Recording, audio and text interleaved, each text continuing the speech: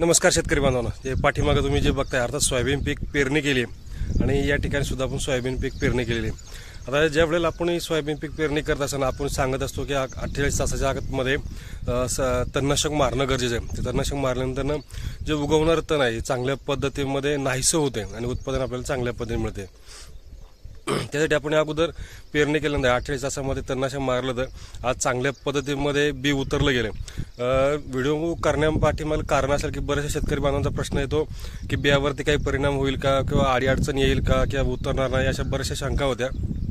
तर शेतकऱ्यांना सांगू इच्छितो, या ठिकाणी सुद्धा मग पाठीमागे पेरणी केली आणि आत्ताच जस्ट एक साधारणपणे हा 5वा-6वा दिवस आहे.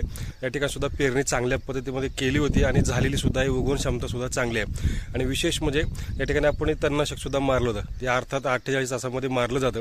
ते आपण या ठिकाणी मारलेलं आहे. त्याचा सेपरेटली आपण व्हिडिओ सुद्धा दिलेला आहे की सोयाबीन पेरणी केल्यानंतर जे तणनाशक कोणतं मारणं गरजेचं आहे त्याचा आपण सेपरेटली व्हिडिओ दिला, तो सुद्धा बघून घ्या.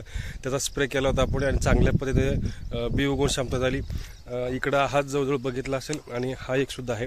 या ठिकाणी सुद्धा तुम्ही सुद्धा बघू शकता चांगल्या पद्धतीमध्ये जर्मिनेशन झाले, उतार सुद्धा चांगल्यापणे झाला. त्यामुळं आपल्या शेतामध्ये जर गवत जास्त प्रमाणात असेल, तण जास्त होत असेल तर त्या ठिकाणी आपल्याला ही तणनाशक मारणं सुद्धा आपल्याला गरजेचं आहे.